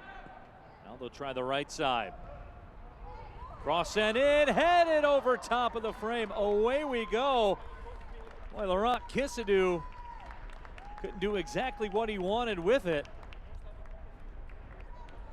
But Devin Kerr, this turned into a track meet now. Now we've gotten into the talking points that I brought up to you off air, where these are the young guys, and then to be fair, we talked about it in the open as well. These are the young guys moving up, where you get 3-4 guys going in transition. A lot more space opening up now and focusing on getting that game-winning goal, but also you have to realize you've got double duty. It's not just get up, you have to matriculate back as well. You better believe Brendan Burke and Stephen Glass on the sidelines are reminding them of their responsibilities.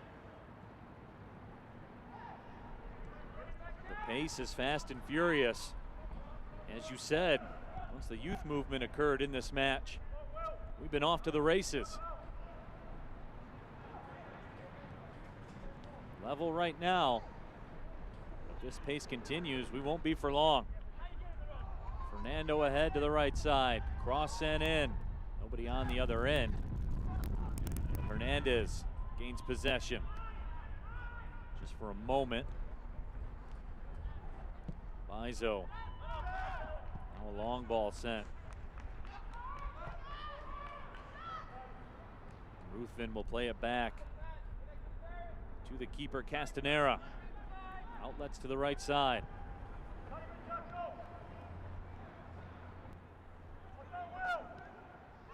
The philosophy, Devin, has really changed as well.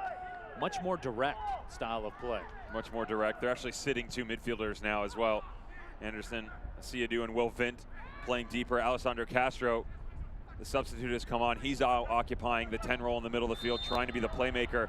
And Luis Fernando, who pretty much had the run of it in the first half out on the left wing, but had the opportunity to kind of drift wherever he wants, has now moved to the 11 on the right. And you just wonder if they're getting away from their laurels in the first half. You don't necessarily think that this is a team that possesses so many looks, both offensively and defensively, and these guys know that. It doesn't matter if you're in the 4-2-3-1, 4-1-4-1, and that's just all a philosophy. You have to remember, things very fluid, always shape-shifting, but they were very, very suited with that one holding midfielder in the first half. Now that they've gone to two, things have opened up a bit for the Steel. Again, we see a more direct philosophy. Nearly paid off for the Steel.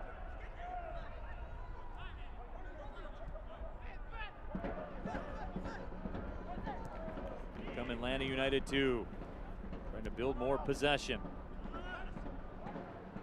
Ron Kisadoo has been very involved here in the second 45 minutes. Ball sent ahead. Galena beat to the spot by Ruthven. Here's Galena with it again. Galena makes a move. Attempted cross will earn him a corner. And you really get the feeling with Mishi Galena that something's about to happen. I'm just getting that feeling right now as we get into the 71st minute. Something's about to happen with this guy. A lot of it comes from the movement from Walter Cortez, though, as well, because you could really see the lack of movement, we'll say, from Borgelin in the first half. You know, he really struggled kind of finding any sort of way to get involved in the match. He was disconnected from his striking partner up top, and that allows Galena to now go forward. And you've got Kingay in there. I mean, there's a lot of guys that have been involved in this run of play, but I just didn't see Borgelin give you enough looks for Galena to have some fun in there, and that's what this is all about. One of the guys, Zach Zandy and Galena, they work really well off each other. You'll see them change sides a lot. That's kind of the movement you saw from ATO UTD2. You haven't seen that. Galena's been isolated on one side, and he's really struggled to make an impact. Galena touches it out wide to the right side. Bizo taken down. Official says play on.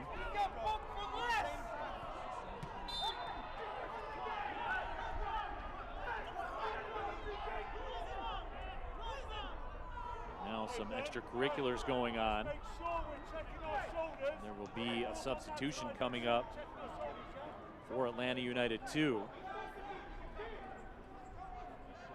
Patrick Okonkwo will come in. Jackson Conway will come out in just a couple moments. That's the third and final substitution for Stephen Glass. But we are down to that time here in the 72nd minute. Substitutions, man, they're not cell phone minutes. They don't carry over. Well, they've only got 3, and now he's used them all. 20 minutes to go. Olivier Bizo struggling to get up here, and a lot of the visitors aren't truly happy with what's going on. Stephen Glass getting a shout from the 4th official just here that he's not happy, maybe to calm things down a bit. And they're just unhappy with the inconsistency from our head referee. They're saying that throw the yellow over there just moments ago, and then it's not reciprocated moments after, and now you really feel like you've gotten away from the foul that just put out. They don't think it was a challenge whatsoever worthy of a card, let alone a foul. I'm sure Bizo has something to say about that. As would I, no doubt.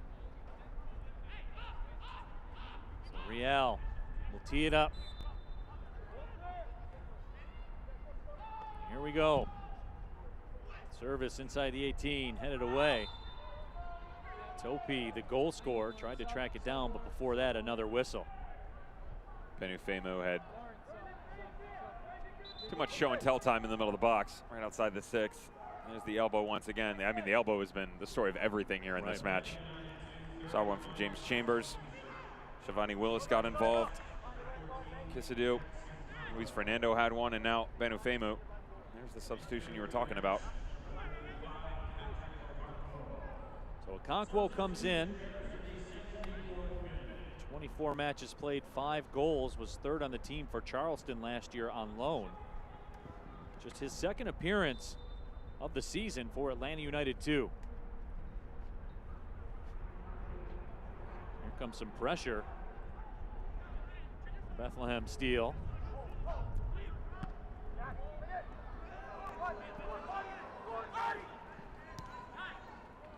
Kisadu drops it back. The Steel again on the move. Galena makes a run. Galena catches up to it. Galena loses it. Goal kick awarded. But we are seeing more and more of that. Mishi Galena in space, particularly on that right side, has found some joy. Nice one-on-one challenge with Jose Hernandez. That's something that we haven't talked about either, that Mikey Ambrose had that outside marking back spot in the first half. He gets subbed off. Hernandez comes from the middle, sits back there. Now, Hernandez is traditionally a left back. It's a bit different when you're in the talking point of Atlanta United and the likes of Mikey Ambrose and Jose Hernandez. That's nothing against talent. That's just a fact. You're with ATL UTD2 on a regular basis for a reason, because you're sitting behind guys like Mikey Ambrose. So with Hernandez coming over, Bizo's got to challenge him a bit more and understands that maybe he's still trying to develop in that position. That's definitely been the case so far, as you found him exposed quite a few times.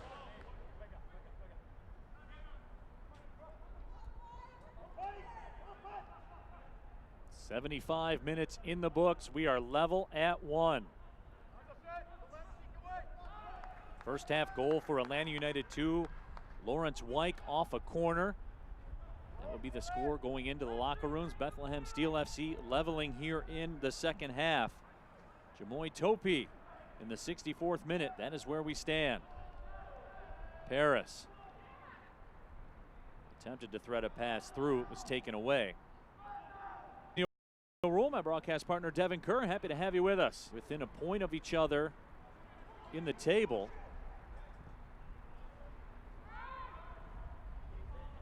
Big 3 points on the line here as we begin to see that USL Championship table take shape. Kisadu, 1v1, turn, shot blocked, came right through, and a diving stop made once again by Romero. Boy, Alessandro Castro had a clean look, and Thomas Romero says no. We said the Atlanta native was going to get an opportunity to now be the playmaker in the middle of the field. Did so well to just drift back a bit and give himself some space right at the top of the 18. Now it comes off a deflection, but it's right where he's supposed to be from a position standpoint. Great first touch, and then he releases it immediately. Thomas Romero, outside of the first goal when he didn't step out, has done very well for himself tracking back into this game. Save after save, keeping Bethlehem Steel in the match. Remember, Romero, just 18 years old. He's committed to Georgetown. There's some space here on the right side. Bizo goes to the top of the D. Paris crosses over. Bizo was the target. And pass touched away. Galena makes his move. Threads it through. Flag is not up. We play on. Nobody on the other end of that pass.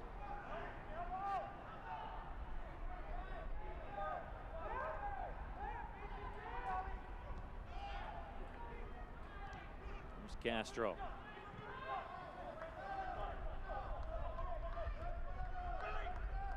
Kisadu. Bobbing and weaving. Castro. Played for the Honduras U17 national team at the 2017 U17 World Cup. Lots of 17s in that sentence. You didn't have to add them together, though, so that's nice. Well, that's my. That is not my forte. Well, it's not why I'm here either, so I hope you're not expecting it. We need a calculator in here then. This one curled towards the back post. Nice job by Kisadu to settle it down. Castro.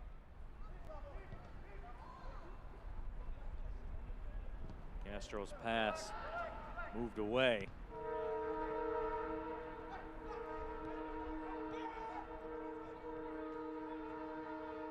Here's Kisadu again. He's had some space on that left side, and he flat out gave it away. Sprint for the ball. Another look at Alessandro Castro at the top. He's not overly happy with the end result. And he did very well for himself. Exactly where he was supposed to be. You better believe when you're watching tape back, Stephen Glass will be happy with his movements. Just to get in that position. Comes Atlanta United 2. Interesting here, Devin, that back line seems to be pressing up just a little bit more than they have in the past. They found success in the first half. Here's Kisadu dispossessed. We did talk about game management. That's something you do have to remember, where teams can't always play that high line, press on a regular basis, and push a team back like that, because it does require more energy, physically and mentally. When you push yourself inside midfield, now everybody has a work rate where it's 1, 2, 3, 4, 5, I mean, left, right, and you're constantly chasing. The good news is you're hoping the fruits of your labor defensively pay off, because when you do win a challenge, you're right there. You've got less distance to cover. Conversely, if you sit back, your forwards up top can play a bit slower. You can give up a bit of possession right in the area you're taking a look at now, just inside the center circle, where you've only got 1 or 2 guys working as opposed to 7, 8, 9 guys in your squad. That foul will be called. Will Vent does not like it, and he will be booked.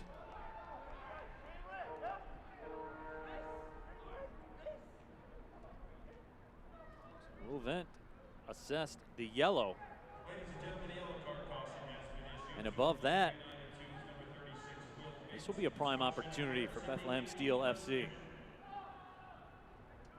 ATO UTD2 feel hard done by the referee's decision. Laurent Varga definitely not making any friends in this game. It was a bit reckless, wasn't it?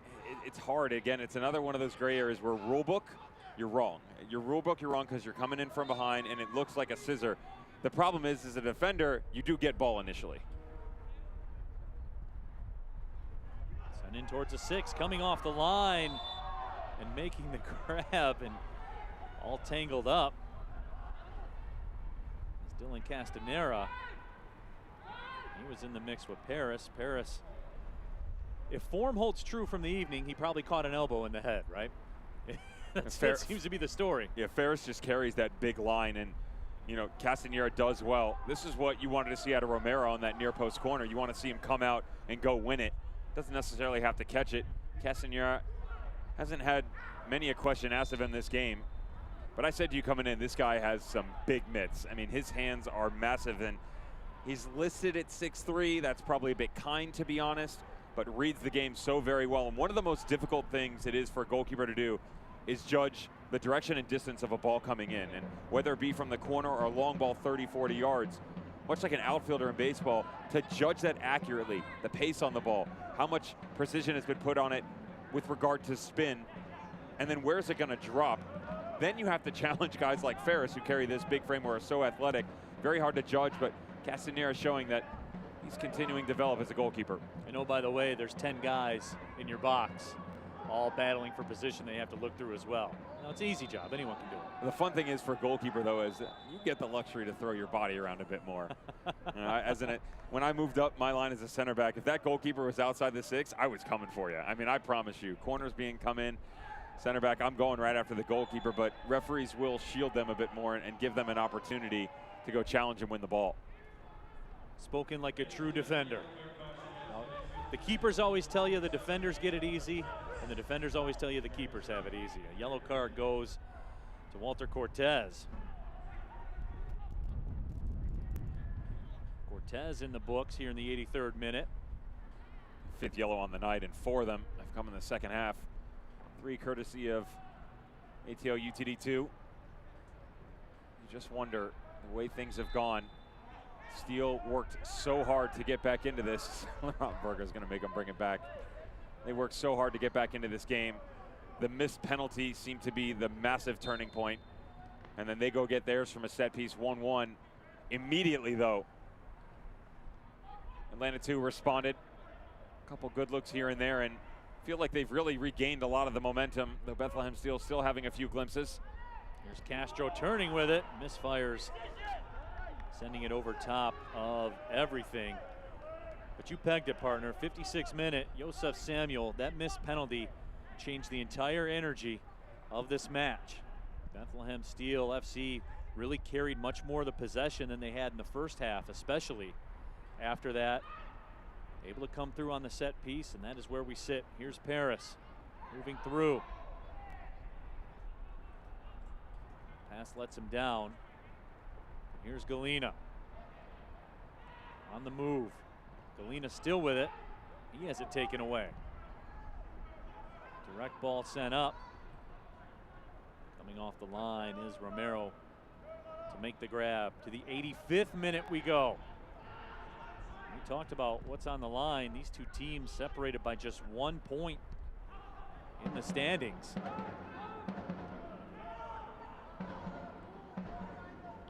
And when you're sitting in the middle of that table, these are the points that you go back to if you make the playoffs or miss the playoffs. These are the points you go back to and look and say, man, I wish we had that one back. Or, man, I'm glad we got those.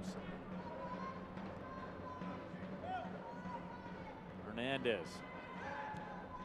Siadu. Castro. Left side of the box. Back to a Siadu. He'll let it go wide to the right, but the corner awarded on the deflection. You're spot on with the points, and that rings true for any team, but especially the road team. Atlanta United 2 is a squad that only won 2 games on the road in 2018, and they have an opportunity to match that mark just inside 10 games to the start of the 2019 campaign. Siadu let it go. I believe, let's see, I believe that was a Femu that got the stop. Here's Vint settling it down. Vint curls it through. And they just that close to taking the lead. Boy, Will Vint gave it a go. He had an attacker in the area as well, but another corner coming up.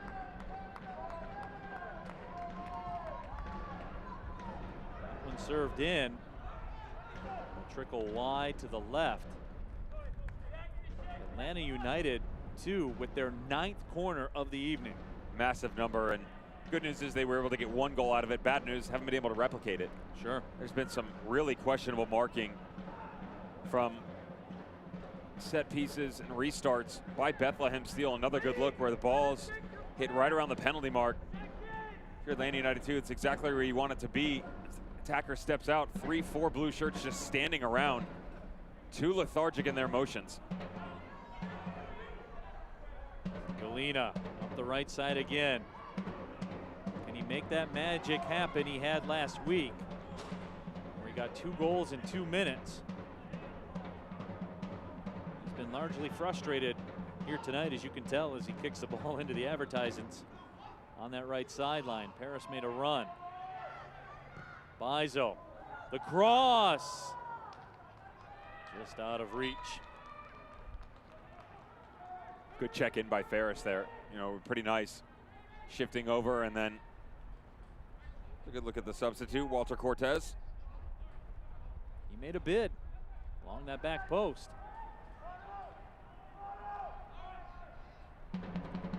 Castanera surveys the scene. If you're Brendan Burke, you have to be frustrated with the lack of production on the offensive side of the ball for Shivani Willis. And, you know, he's been moving around a lot, especially since Cortez come on. Shivani Willis tucking back in a bit more alongside James Chambers, and I understand that. However, in the starting 11, getting an opportunity to play a higher line, be more offensive minded, that just wasn't the case. And he said this was the guy, we talked about it a bit, who we think carries a higher ceiling with a more advanced role, and he just hasn't shown that so far tonight. Here comes an opportunity for Bethlehem Steel, but the flag is up along the near sideline.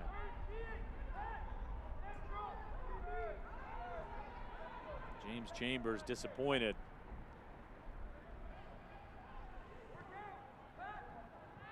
He thought they were off to the races, but instead it's the 89th minute. We're level at 1. Neil Rule, Devin Kerr with you on ESPN Plus. Happy to have you.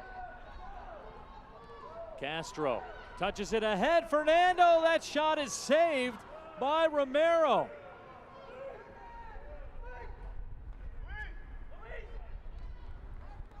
Thomas Romero got just enough of it to keep the match level.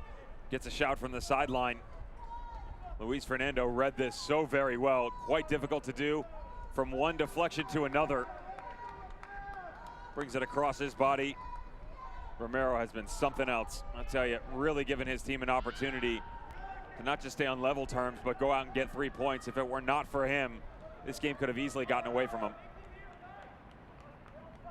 Could have been a grim evening, no question about it, for the home side as we motor on to the 90th minute. Feel the energy turning up just a bit. Asiadu wings it out to the right side. Metcalf, the cross, headed away. Cortez just bangs it down the pitch. And that whistle sounds. Boy, and some frustration from Lawrence Wyke. He got called for the foul, and he will get a yellow card as well. And that's his second yellow, or excuse me, his first yellow of the night, alongside his goal in the 11th minute. Just letting the emotion get the best of you. Have to be smarter, keep a cooler head on your shoulders if you're Lawrence Wyke. He just wasn't happy with the decision. He's wrong here, though. Laurent Varga gets this one right. Ferris trying to judge the ball using his athleticism. Challenged the 2 center backs of Wyke and Ruthven. Kept them much more active here in the second half. An opportunity for the home squad to maybe grab one late. 2 minutes of stoppage time. James Chambers lines it up.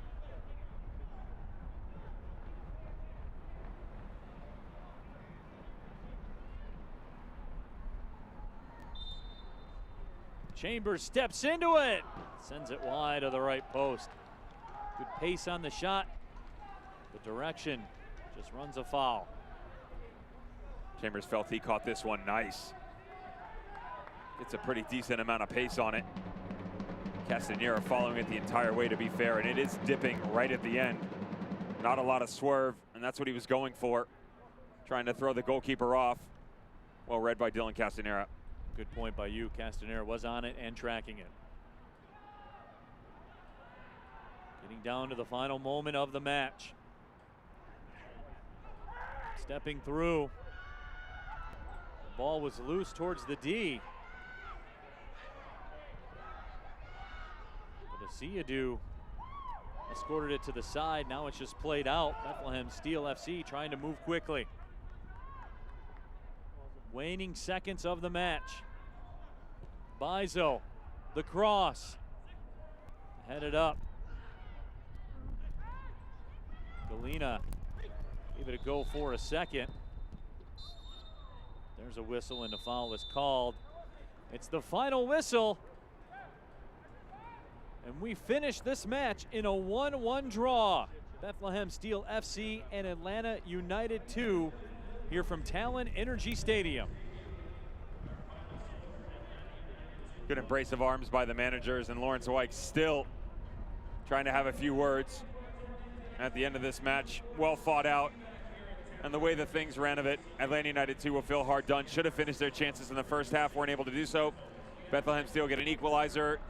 They're able to escape Lady Luck and the likes of the penalty given, but then karma came back around, hits the post. Nice 1-1 draw. Both teams deserve the point. We will take our final break of the night, come back, get you the stats and the highlights and all.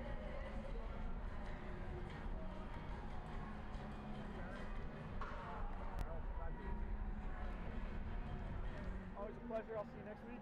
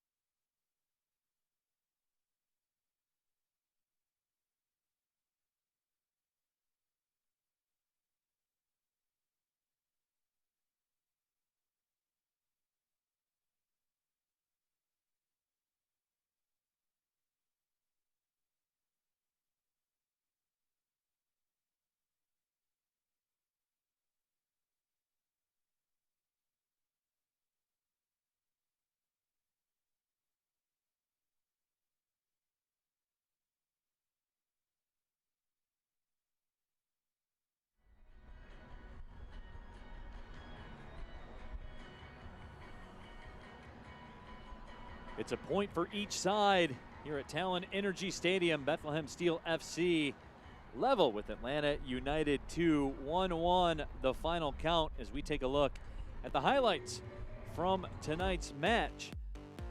And Devin, when you looked at the way Atlanta United came out in this one, they had the go of the possession really the entire match. They got an opportunity and they capitalized on it. Their MO has been starting strong and then maybe not necessarily finishing strong. However, just 11 minutes in, lovely ball put in by Jack Metcalf and a nice finish by the center back and Lawrence White. And you had to be impressed by everything from a composition standpoint that they showed you. Sitting in the 4-2-3-1, Mikey Ambrose did well. You just didn't see much of it in the second half. This was at the beginning, though. Controversial? No, not necessarily. It is the right call. However, sometimes you wonder if a bit of karma is exactly what you need in a game to kickstart the opposition. That was the case for Bethlehem Steel. Ball goes off the post, saved by Romero. They get a free kick on the other side of things as this is swung in by Matt Real. Again, very quiet match for him. However, he gets one opportunity, plays it in. The Jamaican Topi on the back post gets the equalizer. And that wasn't the end of it. However, you didn't have a lot of definitive chances. The substitute, Alessandro Castro at the top of the box, said you had a lot of good positioning by him, just not necessarily the best execution. Thomas Romero stood tall on that back line all evening long for Bethlehem Steel FC. The youngster at just 18 years old, the Georgetown commit, did the job here this evening. Maybe the biggest save of the night right there. We said that he really struggled on the opening goal. However, well read by Fernando. He catches this over the shoulder, makes good contact as well, but Romero reads it the entire way. And we said efficiency was the big thing. That got away from ATO UTD2 in the second half. You know, they had a massive amount of shots that just couldn't be put on target. That's been their MO. That's why they're only at 12% conversion rate. And, you know, fortunately enough for them, they go on the road, they get a point. But now you have to follow it up. Again, both these teams have very difficult schedules that they have to manage over the coming weeks.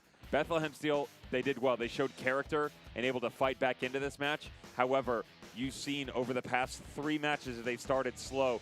Brendan Burke will not be happy in that area. It shouldn't take you 20, 30, 40 minutes to get your engine going. Maybe beginning to end, Atlanta United 2, the better team, but it doesn't matter because there's 1 point going in the column for each side here tonight. It was a fun one in Chester, Pennsylvania. My broadcast partner, Devin Kerr, my name is Neil Rule, reminding you one final time, Bethlehem Steel FC, Atlanta United 2, a 1-1 draw. Thank you for watching, everybody. Well, see you later. This cast United Soccer League Championship cannot be retransmitted, rebroadcast, or reproduced without the expressed written consent of the United Soccer League Championship.